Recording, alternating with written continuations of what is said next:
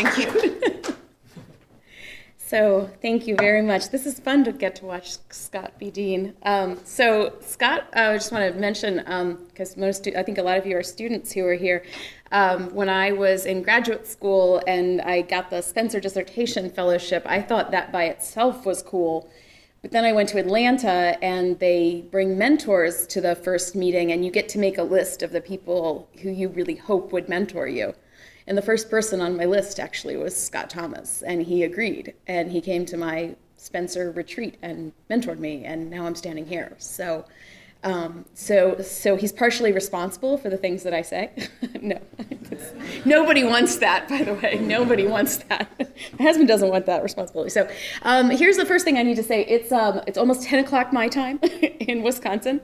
I don't think I've ever given a talk this late at night, so there's a disclaimer in case I don't make sense.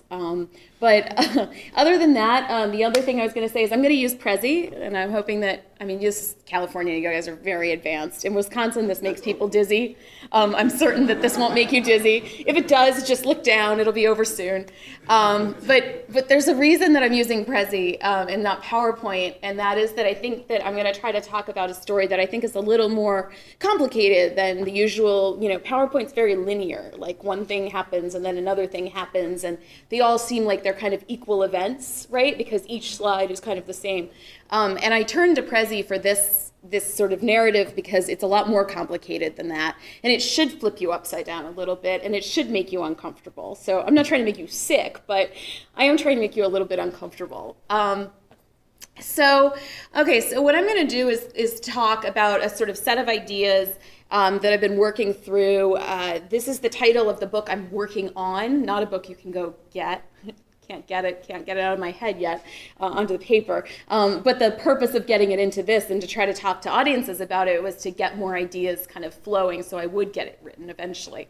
It works across a set of projects that I've been engaged in for several years. I'm going to talk with you a little bit about the methods of one of those, but as Scott mentioned, there's now kind of a stream of work that's coming out of this, and some of it's more formative than others, but they're all around this basic idea. And the idea is that essentially America has gone to college and higher education hasn't caught up yet. And what I'm going to be talking about are sort of the consequences of that. So I think that's where we should start, right? Which is what I'm going to call reality. Now, I actually don't like it when people say this is reality and these are the facts. You should always put those in air quotes, right? These are somebody's facts and this is somebody's reality. But I'm going to say that there is a sort of reality that people need to grasp, and that is this College for All discussion. It's a nice discussion. You can have a debate about whether or not college should be for all, but it's really hard to find a child out there who doesn't say they want to go to college of some type. And usually if you do find them, they're a bit older, right? And the world has gotten to them. And if they say they don't want to go, it's really because they don't think they can go, or they're discouraged about going, or they're worried about something. When they come out, when they're real little, just like everything else, they want to go. And in that sense, college is now for all, right? When everybody wants something, the question about them getting it or not getting it is a question of what we give them. But it's not a question anymore as to whether it's become sort of an expectation that it's sort of even potentially a human right. But the question is, are we ready? And how is I'm going to start with our financing system. How is that keeping up? I think it's a really important question. Higher ed finance, those three words together when I was in graduate school was like a surefire way to put me to sleep.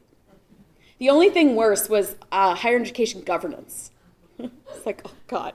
Ames McGinnis wrote this piece, Higher Education Governance. I closed my eyes as soon as I heard it.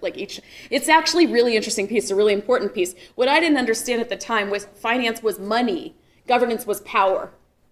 Right? If you don't understand the money and the power, then you don't understand higher education. Higher education is all about money and power. And the answer to the question that I'm asking is, are we ready? The answer is clearly no. In every way we can look, there's good demonstration that the system is failing to keep up.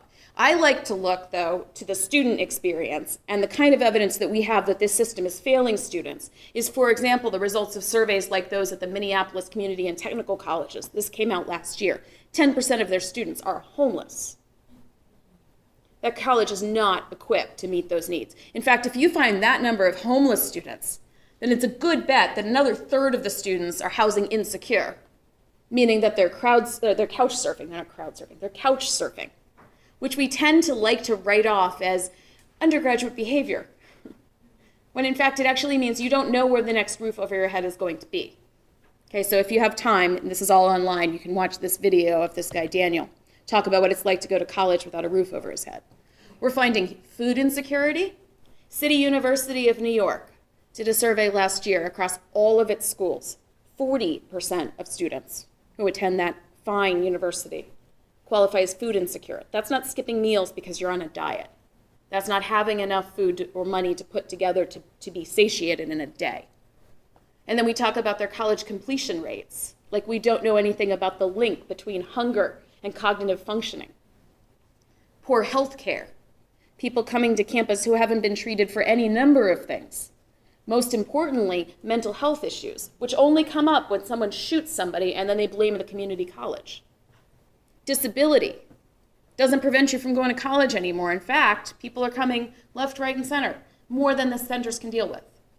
And a lack of childcare, right? The number of, the moms, I believe the latest numbers are well up over something like 25 to 30% of undergraduates as a mom. The number of dads is not going up that much, but I actually don't think that's because their dads aren't there. I think it's because the way the question is asked. It asks if you have a dependent. It doesn't ask if you have children. And I have a feeling the moms are claiming the kids as dependents and the dads aren't, and so the dads are getting undercounted. It's a good way to hide the need, though. So let's go back to how we got here, because I think it's really important. If we know that the reality right now is this harsh, you have to ask, how could we possibly get to a place like this? And I want to start with Clay Pell. Senator Claiborne Pell is the person who created probably the only program out there that actually has a name that has some name recognition of the federal aid programs. He said, as a matter of federal policy, we should establish the right of every youngster, regardless of his family's financial circumstances, to obtain a post-secondary education. Okay, that's a very strong statement about the relationship between family origins and educational outcomes, right? It actually says something about the degree to which we should allow the American dream to happen, or to believe that we would support it, but really importantly, obtain. Not access, not start, obtain. People have been saying the Pell Grant is all about access, and what we need to do is update it for the 21st century and make it about completion. It was always about completion. It was always about completion. That's not a change. It was always in there. You can't obtain it if you don't start it, and you can't obtain it if you don't finish it. Family income is not supposed to prevent you from completing that degree. Well, here's what we've done to Clay Pell's dreams. So on the left axis, we have the cost of attendance at a public 4-year college. Okay? On the right axis, we have the maximum Pell Grant, the percentage that it covers at a public 4-year college. Down along the bottom, we have time. Okay? It doesn't start with the day the Pell Program was created, but what it basically shows you is, first of all, the blue line, the cost of attendance, no kidding, have gone up. Okay, no kidding. And that's cost of attendance, by the way. That is, that's not cost of attendance. That is the maximum Pell Grant size that's going up. So it started around $1,500, and what you're hearing today is, oh, woe is us because it's over $5,500 now. So multiply times all those people who get it, it's pretty expensive. It's around $30 billion a year. Okay, but what you have in that yellow line is the percent of costs that are covered by that Pell Grant. And what you can see is, first of all, if you wanted income to not affect outcomes, you'd probably want to cover the cost of attendance. It never actually did. At the best, even if we back this up to 1972, it would be 75% of those costs, still leaving families with 25% of those costs to cover. But look where it is now. It's barely over 30%. And that's at a public bachelor's degree granting institution. So the word for that is a decline in the purchasing power of the Pell Grant. That's not a decline just in the value of the Pell Grant because of inflation. Right? This isn't just because of inflation. You might think to yourself, well, we spend more, of course, but because of inflation, it's going down. No, that's not what it is. What it is that the cost of attendance, as you can clearly see, just keep on rising. The question is, why didn't we know that was going to happen? Who thought the cost of attendance were going to remain the same? So trends. This is what the newspapers are covering, right? It was $11 billion of spending when we started. It's now $155 billion of spending overall, the federal aid pie. That's so big. Now, it's funny, when they say it's so big, they don't actually compare it to things we spend on other things. But it's just a really big number, right? Kind of like everything we do with the feds. It's always a big number. To me, the more important numbers are these. So we've got the difference between the bottom 25% and the top 25%. I'm not even going to worry about the top 1% right now, right? Let's just do bottom 25, top 25. The gap in enrollment when we started federal aid programs in enrollment, the difference was 39 percentage points. Today it's 51 percentage points, okay? The gap in bachelor's degree completion before we started spending all this money was 36 percentage points. Today it's 36 percentage points. We spent more and more and more money, and things have gotten more and more unequal, okay? So you can imagine that paints, if I stopped right there, that would paint a very nice picture for why we need to stop spending money on federal aid, okay? That's not what I'm arguing. I think that the problem that we have right now is not that we've made a mistake in spending money on federal aid. The way we've done it is what's wrong. And the way we've done it is built on a set of assumptions that we've actually, to my knowledge and reading the history, have hardly ever been seriously questioned. We've been operating the same way for almost 50 years, and nobody has stopped to say, why are we doing things the way we're doing them? Okay? The first thing that we do is the way we distribute financial aid and the way we decide who's going to pay what submits to the rhetoric that higher education is primarily a private good. That it's primarily something you do for yourself to get better earnings for yourself and for your family. But that, as we all know, they say, you know, it's mainly for you, it's not really for society. And so we put more and more burden on you, right? We say the opposite, by the way, with like elementary school. Does anybody ever talk about the economic returns to elementary school? No, because we've widely accepted that we need you to go to elementary school. It's good for everybody if you go to elementary school. Elementary school has gone from being a human capital building exercise to a human right in this country, right? It hasn't happened all over the world, right? And there are places where they're working on that, right? They still have to talk about whether girls should get elementary level education. But when they do, everybody gets it, okay? So then we moved at the turn of the last century to starting to have that conversation about high school. Right? It didn't used to be that everybody went to high school. And so there were returns to the high school degree, et cetera. Now we laugh at those returns, right? And everybody wants college. But wait a minute, everybody wants college because we think we all need it. And nationally we need it. And that's what President Obama has been doing in reframing the rhetoric. So when he started saying 2 years ago, well, I need every American citizen, you know, and that was actually an important part, every American citizen, to get 2 years, right, in order to have a functioning nation. He pointed to 2 years. So he hasn't accepted the bachelor's degree as a right, but he accepted 2 years of college as a right. He called on us all to do that. That's a reframing. But the way we're financing is still as if it was a private good, right? And in fact, increasingly a private good. It is as if over time, right, we've decided it's more and more a private good instead of more and more a public good. Because the percent of the financing that's been covered by government has lessened and been increasingly picked up by private students and their families. That's the first assumption. And it's demonstrably wrong. There are externalities, as the economists would call them, I would say social benefits to higher education. Mike Hout is one guy who wrote one review that is useful if you want to look at the sort of range of things that we get as a society from having college-educated folks, right? But as you know, they tend to vote at higher rates, they commit crimes at lower rates, they pay their taxes, you know this list, okay? It's actually harder to document those things, right? If you want to estimate those effects, it's a lot harder than estimating the economic returns to an individual. We say, well, there's no data on that. What data set do we go to? How do we get at it? What's the empirical problem? How do we establish causality? Those are all things that we've managed to overcome in science over time. There's a reason that we're not estimating those things. There's a reason that we're not creating data sets around them. It isn't valued, okay? So that's assumption number one. Assumption number two, we have been utilizing a voucher system in higher education. And it's widely acclaimed by people who do not support vouchers in K-12. It is exactly the same. as the vouchers in K-12. It basically says instead of sending aid to schools, we send it to consumers. Those consumers are students. It was explicitly intended to facilitate choice. That's what it was for. If you go back, and this was one of my favorite exercises I did this past summer, was I went back and read the original legislative debates about this and the pieces that were put out by the Brookings Institution and all of these other folks who were arguing. The argument was, should we send aid to schools or should we send aid to students? Okay?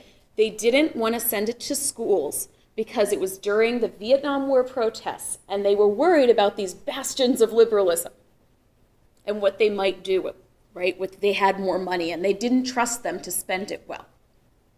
So there was all this rhetoric, if we send it to the schools, they might waste it, they might do this, they might do that. And what about those students? Shouldn't they be able to be free to choose? And so that's who won out. That freedom to choose also meant that we didn't just decide to spend our federal government dollars on public institutions. We included the private institutions, right? Because who's going to restrict choice? Sounds good. I realize I'm sitting in a private institution here. That also opened the door for the for-profits. Right? By the way, the private college lobby was one of the strongest supporters of that proposal.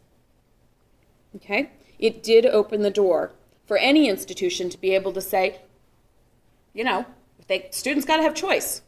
Okay?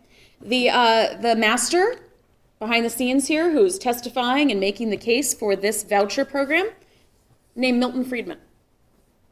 Anybody heard of Milton Friedman? I don't think people realize the tie he has to higher education as well. He is one of the reasons the Pell Grant looks the way that it does. Okay? So now if you send, as we all know, the theory of vouchers and the theory of choice is you send that money to the consumer, and the consumer makes sure that the provider offers good quality. Right? We all know you don't go to a store if they offer you bad quality, right? You just don't shop there anymore. Or if they treat their workers badly, you don't go there anymore, right? If you value that, wait a minute. Okay, so it doesn't work the way you intend. And partly in this case, it doesn't work because the people who you want to hold their institutions accountable for a high quality, affordable product are poor people. These are the only people who are getting these vouchers. All the rest of the people going in higher education don't have these vouchers, and the school can respond to them how they choose. So you're asking schools, in your grand theory of action here, right? The 10% of a campus that's on the Pell Grant is going to hold that institution responsible for providing an affordable education, or their family is. These are the same families with no political clout. Okay, so that's not working. Another big problem working against those same folks. There's a broad swath of America that seems to believe that the more you pay for higher education, the better it is. Okay, colleges have taken you up on this and tested it, and they found it's true. There's a college in Pennsylvania that hiked its prices. They almost doubled them in 1 year. Applications went through the roof. How exciting. It costs more. They must have added all kinds of neat things. There are 5 climbing walls now that go through gyms, right? I mean, not gyms, bars. Actually, at my institution, there's a climbing wall that goes through a bar. So you can drink and watch people climb. It's very exciting. They charge the students for that. With the fees. They actually asked the students to vote on it themselves. Guess what? Like 90% of them did. The 10% in the working class said no. Oops, outvoted. Doesn't work. Also, very smart institutions, as organizations do, they maximize prestige. Prestige is expensive. What does U.S. News reward? I mean, you don't need to be taken through this, right? They reward expensive things. They don't reward, let's keep things cheap and affordable. And then I am going to put out there that states are using a neoliberal economic rhetoric to their policies. And what this means is essentially what I want to point out is these are not just sort of ways to make things prestigious or ways to make things cheap, but these are also advancing a political agenda, right? That characterizes, again, going back to the point about the higher education being a private good, right? It recasts who owns what. And when they put this to their institutions, right, it's the publics that are the bad actors. It's the publics who are not accountable to the right people. And it positions the privates to win out time and again at the expense of the publics. Okay, and so we see trends. I could illustrate each of these with a chart, but I suspect a lot of these have been in the news and you've seen this. So I could put a great chart in front of you where you could see state investment over time. States have disinvested. You're in California. I mean, we're all looking at you going, how did you do that? You turned it around a little bit. That's amazing. Everywhere else, we're just bleeding, just completely bleeding. Okay, so they've disinvested. Institutions have jacked up prices. I mean, that's an understatement. They've jacked up every kind of piece of the pie that they possibly can. Okay, students keep applying. I have a problem with that. Right, this is an interesting quandary. Like I said, you raise the price, students and families keep going. Application rates have never been higher in the United States, even as college is at the least affordable it's ever been. Even poor kids are applying higher because we're telling them in their high schools, you better apply to 10 or 12 or 20, right? So if you're the college, why would you sit there and say, we need to do something, right? Because there's just a flood coming in. It just looks great. Plus it's happening globally, right? And so everybody all over the globe is sending in applications. They feel incredibly popular right now. Completion rates are stagnant, and the poor are left behind. And that really is the story. In fact, Mike Bastido at Michigan did a paper that I just thought was brilliant. He basically talks about the poor running in place. That's what's happened. People are getting ahead a little bit, but they're just being left so far behind, they might as well not be running at all. And that's what we see. Okay. So then there's this interesting move to also at the same time depict undergraduates, kind of the way I just did when I talked about climbing walls going through bars. And some of them are doing that, right? For sure. But this is what college is said to look like if you read books like Academically Adrift. All right?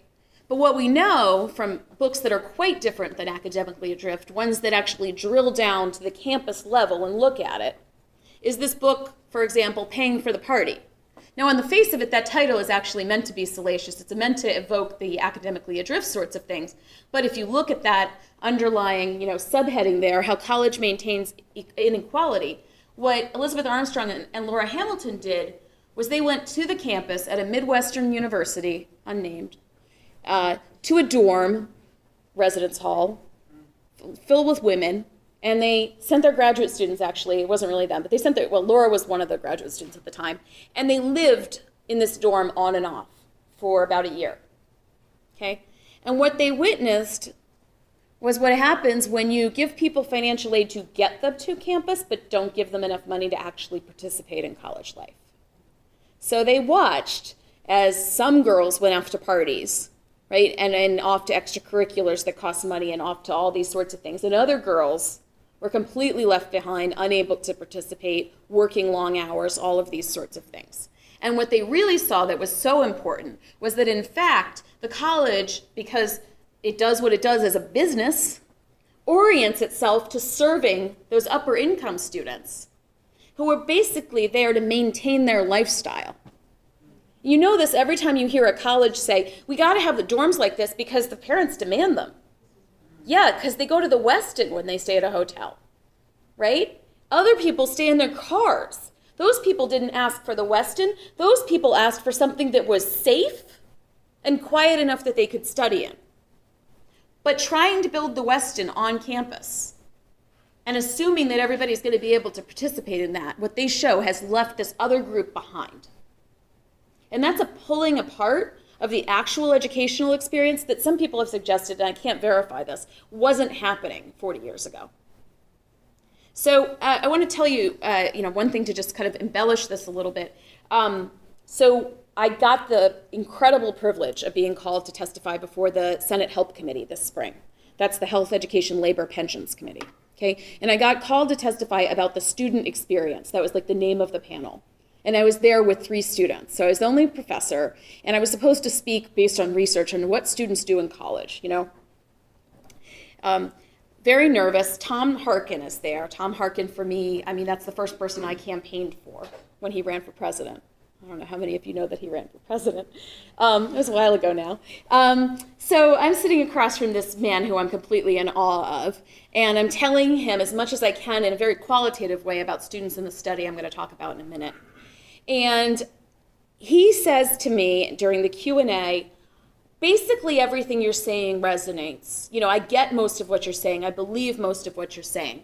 but you're telling me that the haves and the have-nots don't have the same college experience. He said, I was a have-not in Iowa State College. The haves were very nice to me. And first I thought, wait, when did he go to college? Okay, it was a while ago. Okay. So, and then I thought, okay, yeah, no, I was going to just be like, yeah, I understand. Your experience is different than mine. Let me validate that. Then I thought, why would I do that? What a wasted opportunity to actually teach, right? Just teach. So I said, I understand. I hear that. I understand your skepticism. So let me tell you what it looks like in Wisconsin. You come to campus, there's a range of residence hall options. The range between the least expensive and the most expensive is $6,000. Rich people and poor people do not live together. They are segregated on campus. He said, they do that? When did that happen? I was like, it's been a while. It's been going on for a while. GW, go down the street. I mean, I went to George Washington University. I couldn't afford to live in the dorms. I mean, you cannot, you basically, I don't know what it is here, but if 3 of you are living in the same, so 3 of you share a room, essentially, a 1-bedroom apartment, you end up paying about $4,500 a month. And by the way, that's when I went there, and that was 1999. So, wait, no, it wasn't. It was before that. Anyway, it was way before that. Never mind. So, anyway, I was like, wait, it wasn't 99.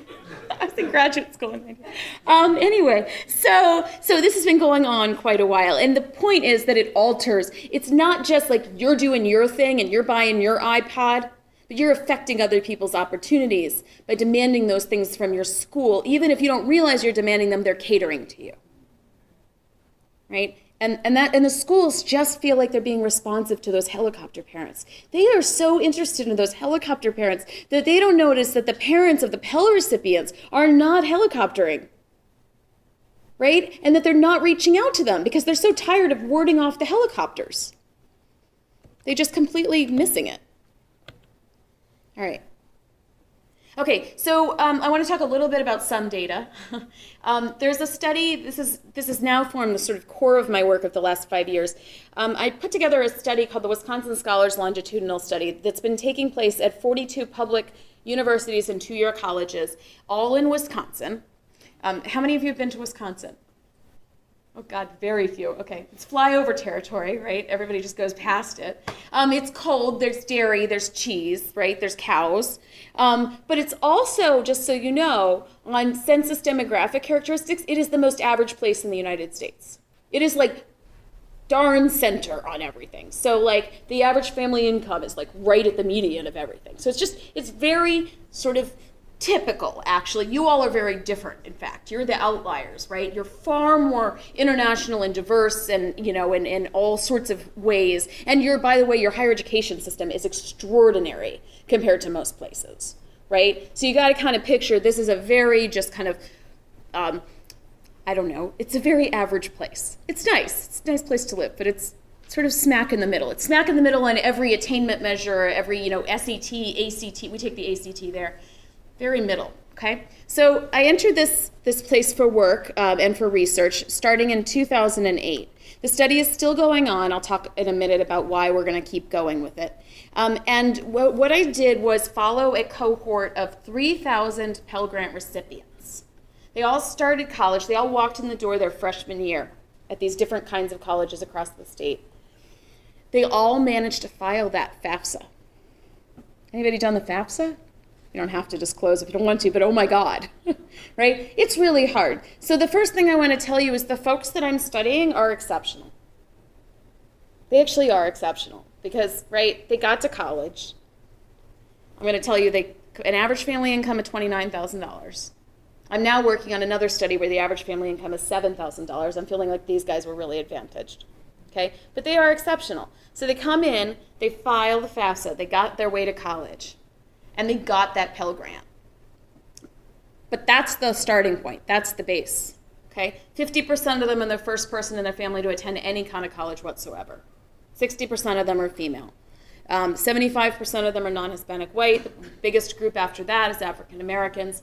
We have Hmong population in Wisconsin. That's our biggest Southeast Asian group. We have a fair number of Native Americans and some Latinos, not very many, mostly Mexican descent.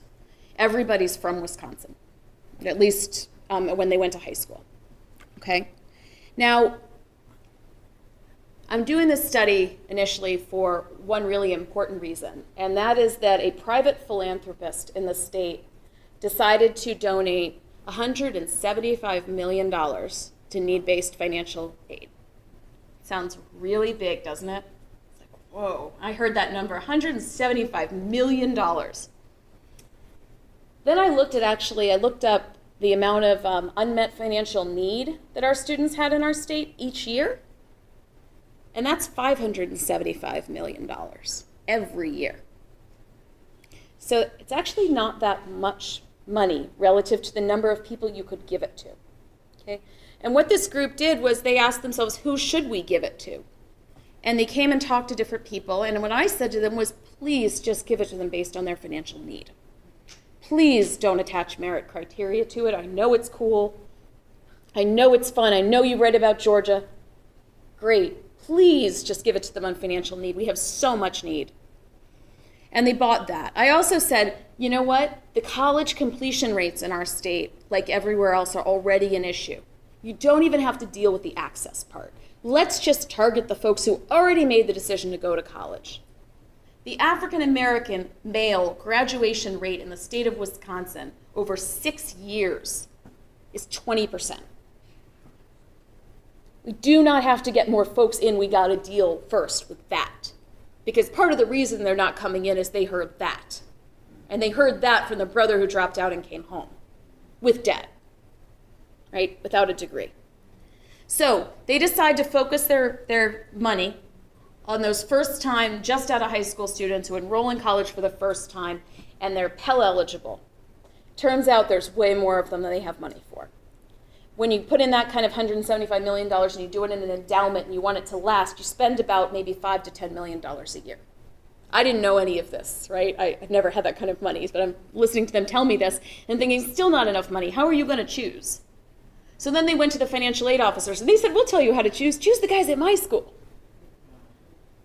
And I'm going, please don't do that.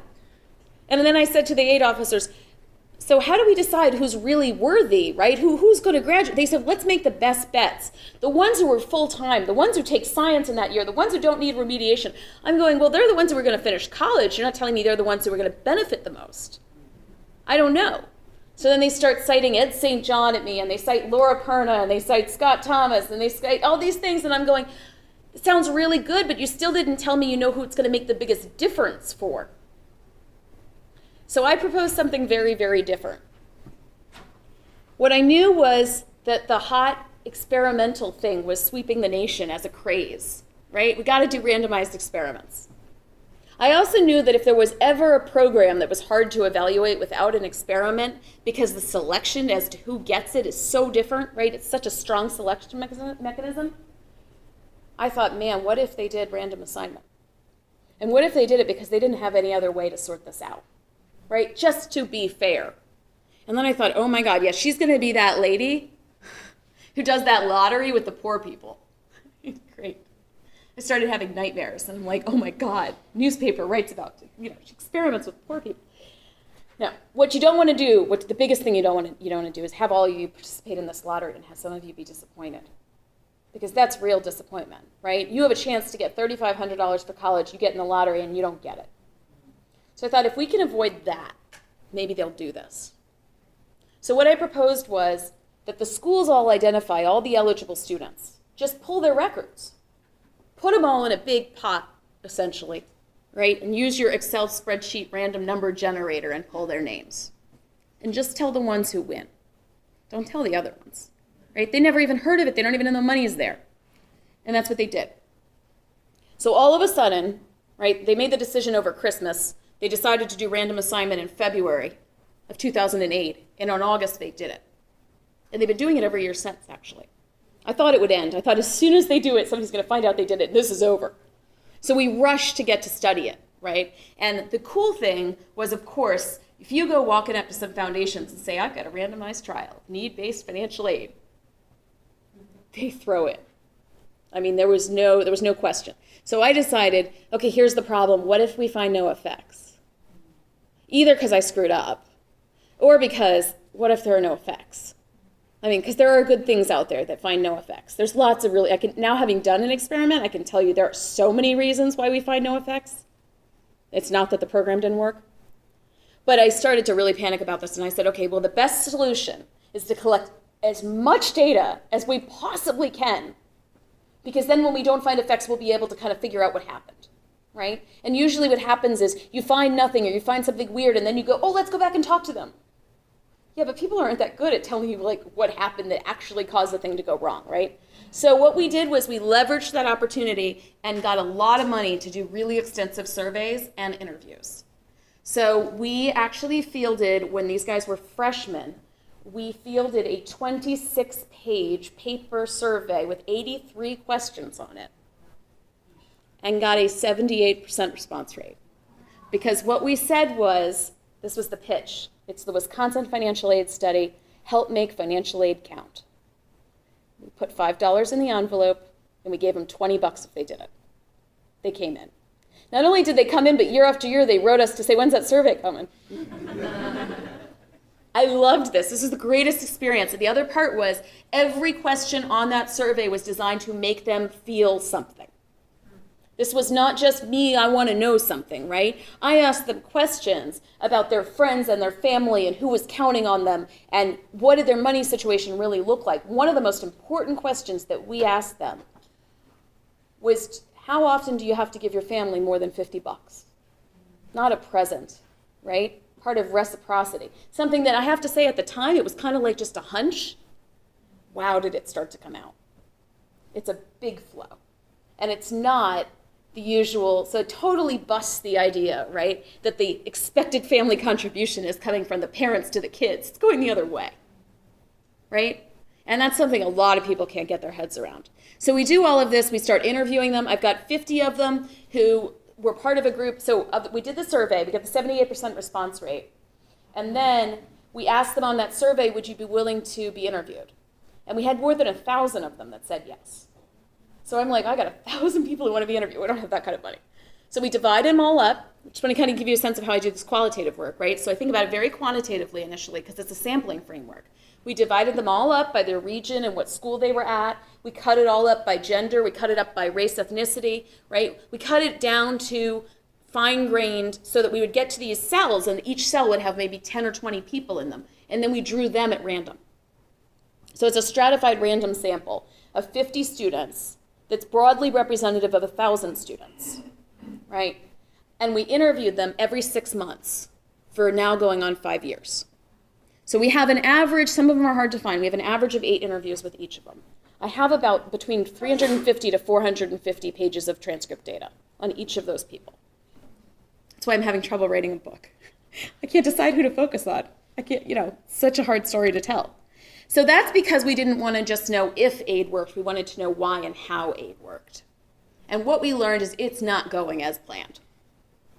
To put this even more starkly, I think our aid system is kind of a facade that's built for us to feel really good about giving poor people money.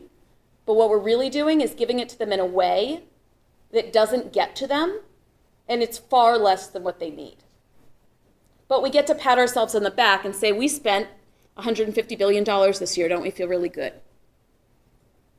So a fraction of the money that we actually send to them actually gets in their hands and comes across in a supportive manner. When it does get there, so if you read the random assignment paper it's online, there's a couple versions. I still haven't published it yet because I keep on trying to get the story exactly right. Plus the findings shift every time we get more data. It's real interesting. Here's the thing. We gave them $3,500. For a whole bunch of them, what that did, it came into their financial aid package, and what the financial aid officer did was take back a bunch of their loans, right? So it displaced their loans. That's actually according to law, like this is how things work. It's what happens, by the way, if you're lucky enough to get 5 scholarships and you're one of these great scholars, but they don't let you keep it all. They start offsetting it because they decided you got too much money. Okay, there's no such thing, by the way, as too much money, but there's this limit because we want to be fair. What's really unfair is that they decide that the expected family contribution can't go below 0. When for lots of people, if you could go below 0, you'd be like negative $10,000, right? And then we could let you have more, but we don't do that. So what it did was a lot of what this philanthropy did was give out money that displaced student loans. And that sounds really nice, but guess what? When you displaced your loans that you were already accepted, you don't have more money in your pocket. And what we found is you got no difference in your college retention rates. I'm not that surprised. You're the kind of person who already accepts student loans, and whether you got more or you got less, what difference does it make? I know it feels different when you're taking it, but not when you're losing it. But the people who were positively affected are the people who got at least $1,000 extra in their pockets. And when that happened, we see higher credit attainment, we see higher retention rates, we see more time spent on things other than working. Particularly, we move them from off-campus work, which is really important. It's not such a neat thing, though, where we say, oh, they work less, so they study more. That's what the economists always say. Oh, that must be how financial aid works. We buy them out of work and they study. You know what they do? They spend more time with their families. Because that's the real opportunity cost of working.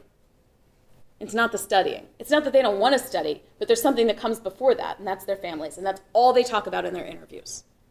Family. Okay? We managed to increase their on-campus engagement rates if and when, and only when we reduce their work. We also see that when they get more financial aid, they have reduced stress and slightly reduced levels of depression. And we actually managed to document with swipes at the gym that they went to the gym more often. And according to doctors, one additional visit to the gym, even in a month, is considered a sizable effect. Personally, I'm not sure about that, but we found that level. Measuring depression, by the way, has convinced me that there's a big secret as to why our predictive models of college retention are not so good. And that is because we have neglected to measure depression. 40% of the students in the study qualified as clinically depressed when they started college. Unfortunately, we didn't actually look at that data in any timely fashion. And of course, IRB only requires you to report suicide, not depression. All right. Here are the ways in which I would say that students describe financial aid. Now, I'm not actually using their words. These are not like quotation words, right? This is the tenor and tone of everything that comes up in the interviews. It's inaccessible. That's not surprising. It's very hard to get to, right? You got to get through the FAFSA. That's a big deal. It's extremely unreliable. If you go to my blog, I actually wrote something very recent about this. It's on a blog about income smoothing, which economists are really big fans of because they want you to have like a continuous level of income. You don't want to have lots of fluctuations, which we can all basically understand because it kind of sucks when your income goes down, right? The way the financial aid system is set up, there's about 10 different ways to make sure that your income goes down. You can do nothing, next to nothing wrong, but you wouldn't believe how many of them are not refiling their FAFSAs year after year.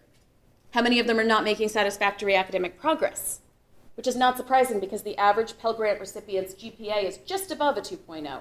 And SAP's at 2.0. It's like they're setting them up. As soon as you slip below 2.0, let's grab that Pell Grant, take it back. You don't deserve it. Okay? Let's say dad gets a job. Dad gets a job, you lose your financial aid.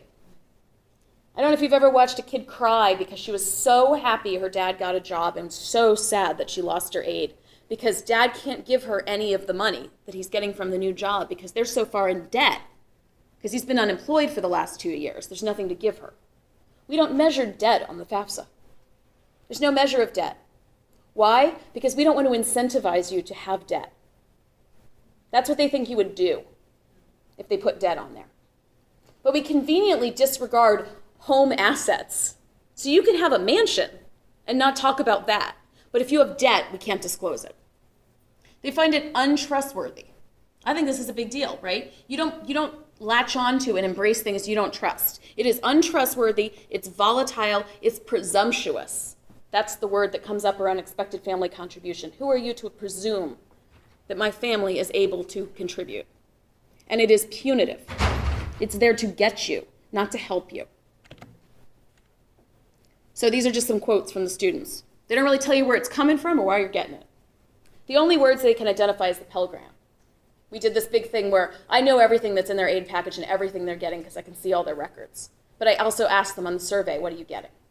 The only one they know is the Pell, and if you interview them about the Pell, they have no idea how it's paid for. In other words, they don't know that taxpayers across America fund that Pell Grant. They don't know that their neighbors are paying for that. Okay?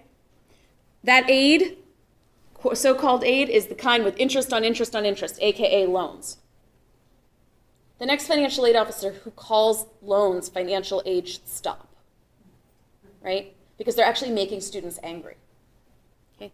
My dad finally found a job and I lost my aid. I told you about that. That financial aid officer keeps acting like my family gives me money, and I don't. I help them. Okay? In addition, and this is the part that our policymakers completely missed in 1965 when they put the system together. Completely missed this. They were so worried about what students would do with the financial aid. They forgot to really think about what the schools might do with that financial aid or what the states might do with that financial aid. And it seems that when we increase federal aid, states conveniently spend less on their own aid. And schools can raise their prices. I've actually sat in on meetings where my own institution said, well, it's okay to raise tuition this year because they raised the maximum Pell Grant. Those guys are taken care of. In fact, the words are held harmless. So I'm always pushing them to think not just about the one who's in school who is held harmless, but the one out who's watching tuition cross the $10,000 mark. Ours crossed this past year. For a public institution to charge in tuition and fees to cross the $10,000 mark, for the cost of attendance at the University of Wisconsin Madison to be almost $25,000 a year, it's a public school. It's also, by the way, the only bachelor's degree granting institution in all of Dane County, which is one of our largest. The only opportunity you have. Okay. We also see states and institutions taking scholarship money from businesses. The Gates Millennial Scholars Program found this out the hard way. A whole bunch of all that Gates money that was invested in these scholarships was simply used to save institutions their own money. They get to keep it. Okay? And finally, schools do this funny thing where the first year package that they give you when you're a high school student has all these grants in it. And you show up second year, and the students go, where'd those grants go? There's just loans. Oh, well, those were for freshmen. They don't even have to disclose that. That's not even illegal. Okay? Funny thing also, when more poor people get a program, and also when those people appear to be more brown than they used to be, support diminishes, dries up, goes away. Same exact thing that happened to the welfare. So it doesn't even have to be true that the demographics actually shifted. It doesn't actually matter. That's how Washington is painting it. People are now dependent on the Pell Grant. People are Pell runners. Apparently, there's this big group of people who decided that the best way to get $5,000 in this country is to go to college and file the FAFSA to get it, and then run away in the parking lot. Because, filling out the FAFSA is so easy. Okay? I've gotten press phone calls from people who know I study Pell recipients to ask me if I can refer them to some Pell runners. Okay? It's treated like you didn't earn it. They're talking about attaching performance criteria. Additional performance criteria. There's an op-ed that just ran in the New York Times a couple of days ago about how the Pell Grant program punishes people, how mean it is, because it doesn't tell you you need to take 15 credits a term in order to graduate in 4 years. They should be telling you that. In fact, they said it's really wrong to give you the Pell Grant without making you take at least 15 credits. It's really wrong to give it to you for 12 because we're giving you incentives to spend a longer period of time. Do you really think that's why people aren't taking 15 credits? Is that they don't understand that they can't get out in 4 years if they don't take 15 credits? Right? But that's the headline in the New York Times by 3 really well-known people. Okay? And finally, really cast as undeserving. These are the people who are on the dole. These are the people who are not going to finish college. These are the people who are driving down our college completion rates.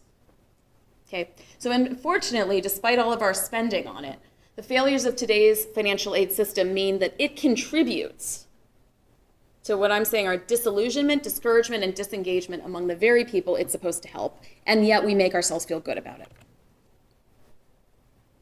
Okay, so some thoughts on what to do. I probably have a lot more than what's in here, but I think one big problem is that we keep on focusing on those darn students and trying to find solutions and tinkering around how to change the behavior of millions of people. What's interesting about this country is that we won't take lessons from what we've learned anywhere else. What people have learned in other developing nations where they're dealing with people who are vulnerable or disenfranchised or otherwise outside the system is they know what they need. What you have to do is give them money. You don't have to tell them how to spend it. You don't want to tie strings to it. You give them money. It's called an unconditional cash transfer. We do that in other places to get people out of poverty. Here, we attach 27 things to it and say that we know what's best. Okay? So we're doing more things like that. We're not doing things focused on states. We're not doing things focused on institutions. How can we leverage aid to adjust the behaviors of those actors? The president just got an idea about this. I was really pleased. I put these slides together actually before he did this. Now, here's the problem. What the president needs to do is take Title IV financial aid and say, states, you can't have any unless you put in. And institutions, you can't have any unless you open your doors to Pell recipients and keep costs down and provide them with support. That's not what he did. He decided instead that he would create a rating system, like movies, right? And that what would be good is to show everybody who does right by these students and who doesn't. What's going to happen is that the places that serve large numbers of these students are going to look bad. They're going to close them, just like they close failing schools, and leave you with no other option. When they close the community college in your community, because it doesn't have good graduation rates for its Pell recipients, where are you going to go? To the for-profit. Guess who's advocating for this policy? Okay? What he needs to do is not a rating system. He has to do an actual accountability system. But that requires actually taking on the higher education lobbies, and that's why I wrote the piece that Scott put up there about don't cave to the higher ed lobbies. Okay. Now, I originally speaking to a sociology audience. I'm always speaking to sociologists. I prefer it. That's because they're interested in how we got here in the first place in terms of the broader structures, right? And we have to start to imagine what a college, for example, looks like. What does a climate or a culture of affordability actually look like? What does a school look like if you're aiming for broad inclusion? Actual inclusion. So, for example, can your students vote to keep the residence halls at a price that everybody can afford or provide it for free? Right? Can you agree, right, that no one can charge for an on-campus activity? Stanford does that, by the way. It's nice they can afford it. I guess if you can afford the $60,000 a year to get in the door, then once you're there, they don't expect you to pay anything else, right?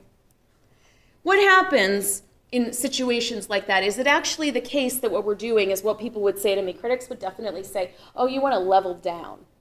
You want to play to the lowest common denominator.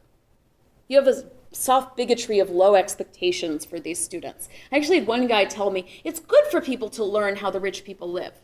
They should learn that before they get out there in the real world. Okay? We have to push back on that. We actually have to show them what we're talking about. It has to look different. But it hasn't even barely been imagined. There are very few schools that do anything like what I'm talking about. There are few and far between. Berea College is one of them. It's a work college. Everybody on campus works. What if that was the deal? What if we decided that working was actually good for you to learn a little time management and everybody on campus had to work at least 10 hours a week?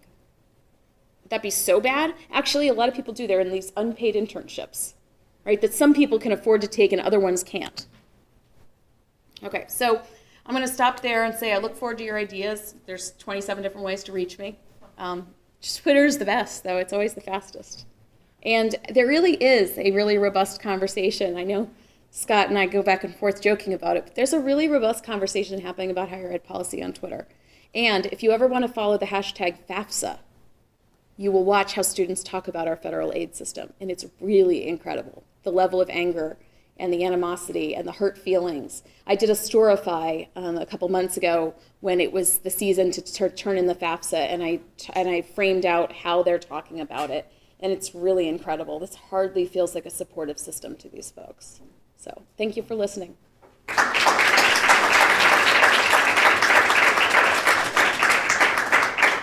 so don't all jump at once. We can create a randomized experiment here. I'm going to start calling on you. Alonzo. Oh, okay. Hi, my name is Alonzo, second year PhD student in School of Ed. It's funny as you were mentioning about FAFSA. When I applied for FAFSA, I fell victim to a third party, so I had to pay $40 to file FAFSA. That was pretty harsh. But you know, times have changed and that only happened once. I'm wondering if you could share a little bit about your study of the students who left, or you know, because you mentioned a little bit about students' financial aid, but of the folks who participate in your study, the ones that are hard to find, Do you know like a percentage of the students who walked away or? Oh yeah. Oh yeah. About 60% of our guys will probably finish their degrees. But one of the coolest parts about the interviewing piece was my ground rule from the start was we follow you no matter whether or not you stay in. Finally, right? I mean, I'm so tired of hearing about, the graduates, you go to the Gates Foundation convening and they put 27 people up there who finished. Great, can we talk to somebody who left, right? And to watch them go. So I didn't know how to take this, but I had this team of 5 folks doing the interviewing. I was one of the 5. My guys, 3 out of 4 dropped out. I took it personally at the beginning. It was so instructive to watch it happen. So, I mean, one of them, I met with her. She was a brand new, she was so fresh, and she had just gotten there. She was so excited. She was the first person in her family to go to college. She went to a technical college. She came from rural Wisconsin. And she wanted so badly to be a vet tech. That's what she wanted. I was like amazed. I'm like, I didn't even know what a vet tech was, She was so focused on it. And her family, despite the fact that, they filled out the FAFSA and everything else, they still had a $2,000 expected family contribution. So she's still Pell eligible, but they had to come up with $2,000, and they did not have $2,000. Her parents were divorced, and her mom was living with a boyfriend. And so she didn't have it. So in her last-ditch effort to get to college that day, it was literally like the week before. She's like, I don't have the $2,000, I have to pay the bill. She sold her horse. Her horse was the reason she wanted to be a vet tech. Right? It was the whole deal. So she sold her horse. She said it only got me $800.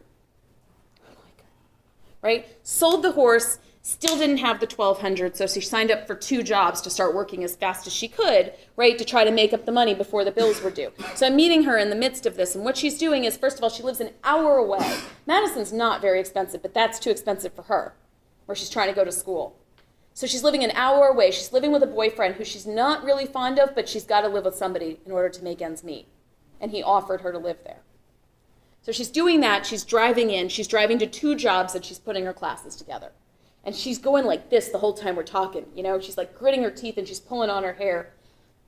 And I'm like, one of the things I did with my team is at the end of every interview, starting with that first one, we sort of placed our bets as to whether they'd be there or not the next term when we went back.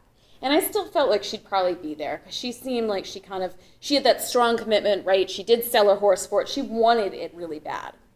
So she's the first one I got in touch with when I wanted to go back in January. And the email bounces, the school email.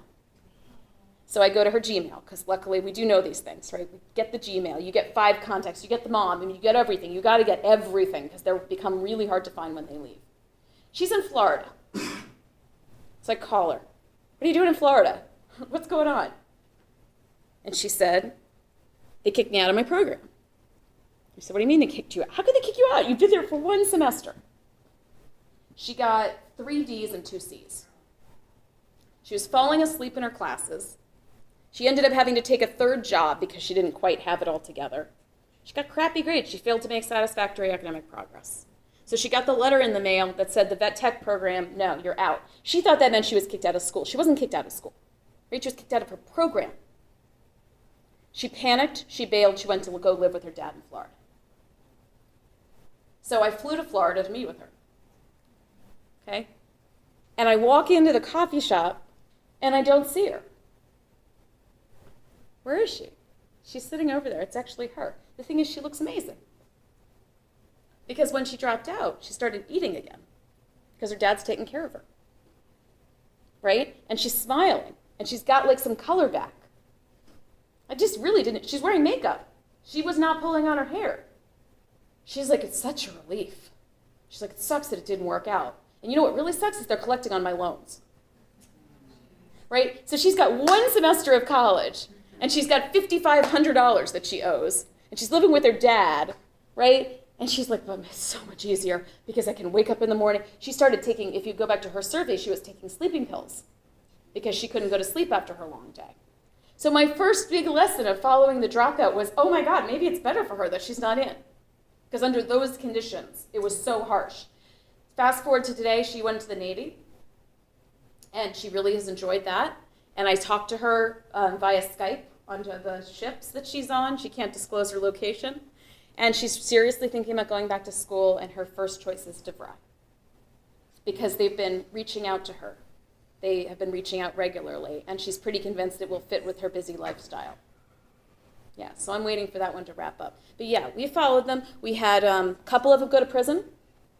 We had one get pregnant and end up in a homeless shelter where she delivered her baby. We had one, so he was with a buddy, and the guy stole some videos and stuck them in his car, and he drove him to the next place, and the cops pulled him over. And so he had this little case, and he thought that meant he lost his financial aid, so he left college. And I go interview him, and he says, well, I can't get aid to go to college because I got arrested. That's not true. He doesn't have any of those kinds of convictions where you can't get it. But he doesn't know that, and so he's living 3 hours away from his college, and the college has never called him to ask what happened to him. So what I saw was a lot of what I would call, from a college's point of view, low-hanging fruit. You could get them back for $1,000 or less if you would just call them. Who else? So you explained that in some cases, when there is a federal aid, the states reduce the support for the education sector. Yes. Do you have any other research or information about other states? Maybe Yeah. this is Wisconsin. What about California? Yeah, no, so there has been so going back to around 1988, the Secretary of Education, whose name was Bill Bennett, proposed this hypothesis, which was that federal aid was in fact pumping up the costs of attendance, right? There was a big reaction from the left. The left said that can't be happening. What he didn't do was lay out the mechanisms through which that would happen. And he pointed to the Pell Grant as if giving more people the Pell Grant, the colleges would then inflate stuff. That doesn't actually make sense because only a fraction of the colleges get it. I think there are two mechanisms, two ways in which the federal aid system pumps up the prices, right? One is that yes, and there is some data that can show that the state contribution to need-based aid has been going down and down and down exactly as the Pell Grant has gone up and up and up, okay? Also, though, don't just look at the Pell. Look at the availability of student loans.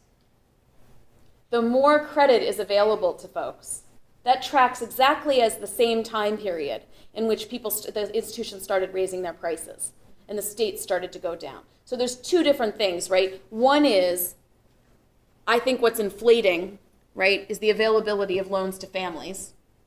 And those Parent Plus loans, that's an interesting situation there too.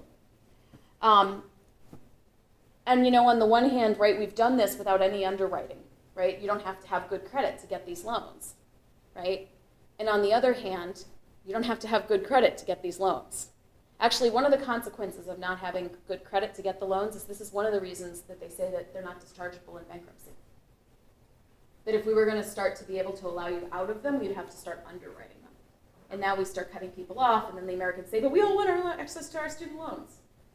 I think if you pop this, and this I do think is a bubble, I think if you pulled back and you said in 2 years we're going to sunset the student loan program, if you explain to people first that the way to drive down the prices at their state institutions was to go to their legislators and tell them they had to put money into it, right? I mean, part of the issue right now is people don't go and advocate for it. They actually don't. They say hardly anything. Drive down the costs. They say don't let it get more expensive. Nobody has gone and said drive it down. There are actually some Republicans in Minnesota that started saying that. They said to the colleges and universities, we'll make you a deal, we'll give you more money if you lower your costs. They called their bluff. There's no college that's willing to lower its cost. Well, actually, I think we've seen two. The Chronicle covered both stories. Yeah. And we want to see what happens at those schools. But very few of them do this. And that also sort of speaks to Bill Bennett's hypothesis that we will just take and take and take, that we will set our prices based on whatever we charged the prior year, and that we will only go up. We have to show some willingness to go down. Who else? Yeah. Some of the behavior that is exhibited by financial aid offices in terms of the administering of SAP. Yes. It seems arbitrary, and I'm directly involved with some of the aspects, the inner workings with financial aid and how it's awarded to the student population that I serve. It can go from term to term or it could go for a whole year, academic year. Yep. And then it switches, and now we're going to use GPA as a cutoff. Within the CSU, for example, Yep. they have varying degrees of where the minimum cutoff for the GPA qualification is for continuing on SAP status, Yep. where some CSUs don't use SAP GPA status. So That's right. is there any research that you have on that, or is there just more kind of like what we hear, anecdotal? And this is a huge aspect of what is the biggest piece of the pie. Right. So I'm working with an advocacy organization in Washington. They want to get into research, and I said I have our first project. They're going to kill me for saying this, but I think SAP is the biggest deal. I love this as a sociologist too, because it's all this rhetoric of merit, as if your GPA is a reflection of your hard work and not other things, right? Which we already know really well from the K-12 literature, right? No, I can't find any studies on the effects of SAP. I can't find any documentation on whether it's the variation in how it's applied. I mean, I love that you just told me there's variation across the CSU system, the UC system. That's very helpful. Yeah, well, that's really useful for research purposes too, because we don't even know, right? And part of it's kind of like professional judgment too, right? There's this ability for you to go to your aid officer and explain your situation and get more money. But how many people know to do that, number one? And then when you do it, the schools start to say, oh, too many PJ cases. And they clamp back down.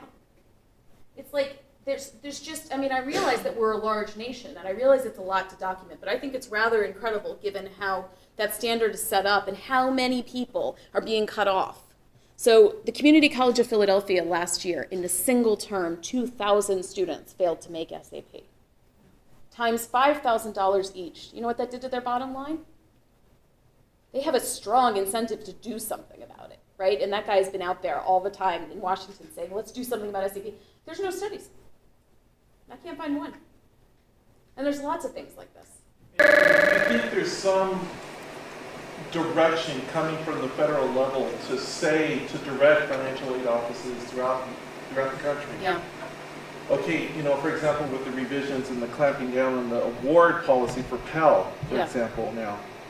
There's no more leniency beyond like a 6-year span. I know. Given that, is there some kind of thing you detect that's coming from the larger framework going to the actual, the way the SAP policy is supposed to be administered? I think there's an overarching message, right, that's being sent to aid officers, and it's being sent from the top, right, which is very consistent with the same message that we saw happen when we revised aid to families with dependent children to become temporary aid to needy families, right? And that is, you need to work for this, and you got to do it faster, right? So we don't even let you go in the summer anymore, right? We revoked summer Pell. They revoked summer Pell for lack of evidence. The program had existed for all of 2 years. They funded not a shred of research on it, right? And they revoked it for lack of evidence. The work requirements, are the things like how many credits you're going to have to take. That's a serious proposal that's out there. Let's not let you have the full Pell Grant unless you take 15, right? Let's cut you off at 6. The next thing they're going to tell you is you can't have any discontinuous enrollment because that's correlated with not finishing. Right, what they're doing, and it's a huge problem from research standpoint, right? They're misusing research. In fact, what they're doing actually is mistaking correlational research for causal, right? So we're taking all the indicators of what makes you successful, except those aren't things that make you successful. Going full-time doesn't even necessarily make you successful. It's that people who go full-time are more likely to be successful because they're able to go full-time. Right? Just like one of my favorite ones is, what are they going to say next? Oh, student parents, you're at too high risk. Dropout. Because their completion rate's relatively low. Actually, when you level this, and you can actually say, okay, let's just compare student parents who are actually really similar to people without kids. Student parents rock. They're amazing. I mean, their completion rates, when they're decently supported, are through the roof. They have great time management skills. They're highly motivated. But they almost never have those supports. I have no idea what time it is, so I have no idea how many more questions I can take. But 2 more. 2 more. Thank you, Scott. Nobody else speak. Ask me a question. Considering California, you mentioned how California is what it is. I still like it. Yeah, I still don't want to be you. I'm just saying we're not all you. Okay. How is California's policies and everything Yeah. under that umbrella have helped with your research and your understanding Yeah. within Wisconsin? Yeah. No. So a lot of sort of my favorite advocacy organizations, the ones who I actually think have done really good work, are here. So the Institute for College Access and Success, TICAS. These are some of the. It's almost all women, by the way. So I'm just going to say these are some of the smartest women in the country on thinking about how to reform federal aid policy.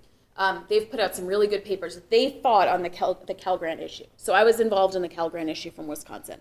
I tried to come out to testify, and I didn't have time. Unfortunately, it didn't fit in my schedule. But I was really happy they beat back the provisions of trying to raise the GPAs and trying to raise the credit thresholds, et cetera.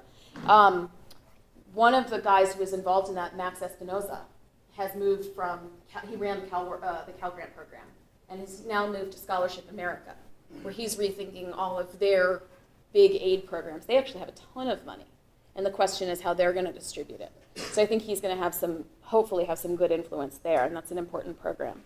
I think that obviously this is going to be an interesting testing ground for thinking about how you're going to deal with undocumented students, right? I mean, we are just, that's just not even, it's a non-starter in our state, right? I mean, it's just, I don't even know where to begin. But I mean, one of the things that I think is so important is that we move away from, so I'm becoming interested in consumer protection for this reason, right? There are very vulnerable groups that could be easily taken advantage of by people who want to make money off of higher education. And the whole rhetoric right now about this, including from the president, is very unfortunately all about giving consumers information, right? Well, at some point, right, the for-profits are going to figure out how to serve the undocumented population and charge them for it. It's coming. It's got to be. I mean, that's a market, right? And it's wide open because these other schools aren't doing anything for them. I think we have to figure out how to actually protect consumers so they don't have to protect themselves. Because I think it's going to be hard to resist when they figure out how to do it. And it could be these sort of other loans that people are making. I don't know if you've seen, like, you can actually, if you need to finance yourself for college, there's PAVE is one of them. You can kind of put yourself up there and see if an investor will invest directly in you. These are like individual people kind of like investing in your personhood. These are weird contracts. They call them human capital contracts, but what happens when somebody pulls back? Right? And I'm really concerned. You can see a lot of people online that are essentially, literally selling themselves to finance college. So I have a feeling if they're going to open up the market, they're going to open it up here in California, probably in Texas and Florida. And they have huge, I don't know if you look at iPads, which is the count of how many institutions there are in the country and the institutional data set, one thing we know for sure is that that isn't all the institutions. There was a great piece that showed that there are something like, I believe iPads lists something like 4,500 institutions. There are in fact about 6,500 if you count all the for-profits that are not counted in iPads. They're not in iPads because they don't accept Title IV. Who cares about Title IV if you're undocumented? You can't get it anyway. So there are 2,000 schools that exist right now without even using our federal aid program, which are basically unregulated. It's a depressing note. You guys brought up undocumented, undocumented population, especially there in Missouri. Yeah, sure. Maine or whatever. But I was thinking about mixed status families. Maybe one student is a citizen and one is not, and one is out for financial aid. It's not a population that I had access to because of this study, because they all had to have Pell. But I'll tell you where it's coming up, right? So another project that I'm doing now is with a national organization called Single Stop USA. And this is an organization that has said, okay, let's say there's no more financial aid on the table, or let's say there are people who can't get access to that financial aid for whatever reason. There are other supports out there that are already existing. There's SNAP, there's WIC, there's a whole bunch of other stuff, right? There's the EITC, right? And students are not getting all of that to help them finish college. So they open up benefits access networks on campus so that you can get evaluated. They actually have a 15-minute platform. 15 minutes you're evaluated for all your benefits. They're here in California. Financial coaching, legal services, huge, huge issue, right? Free legal counseling, no cost, and tax preparation. So I think those are the kinds of places, and that's where I'm meeting these students, right, is through those sorts of offices on community college campuses in big urban areas. And what they do at the very least is become a place that is on your campus where you can go talk to somebody about that kind of complicated family situation. Because I don't know who you're going to talk to on your current campus about that, right? And it is tricky, and you know, depending on who's getting what in the household, right? And some of these benefits, some of the beauty of some of these benefits is the benefits accrue to the whole house, even if somebody within the house isn't eligible, right?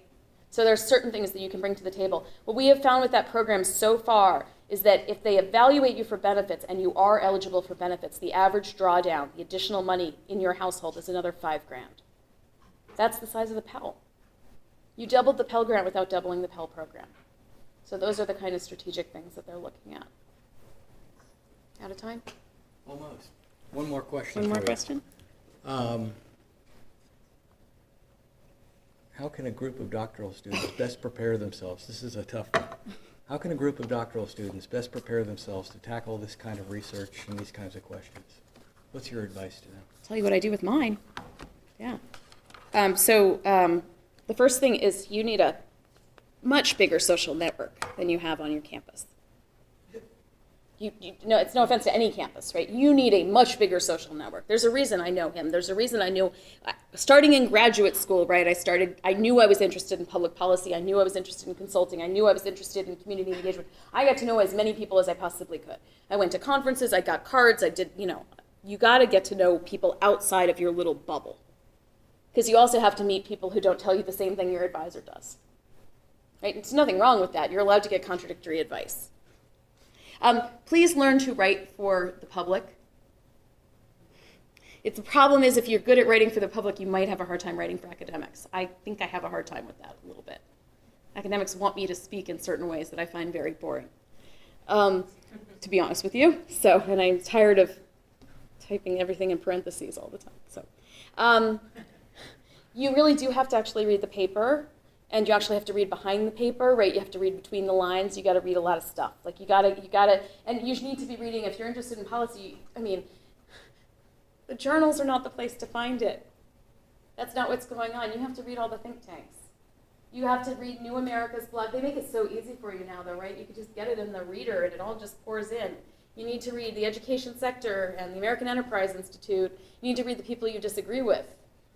You got to know what the left and the right are saying. You don't know what you're responding to.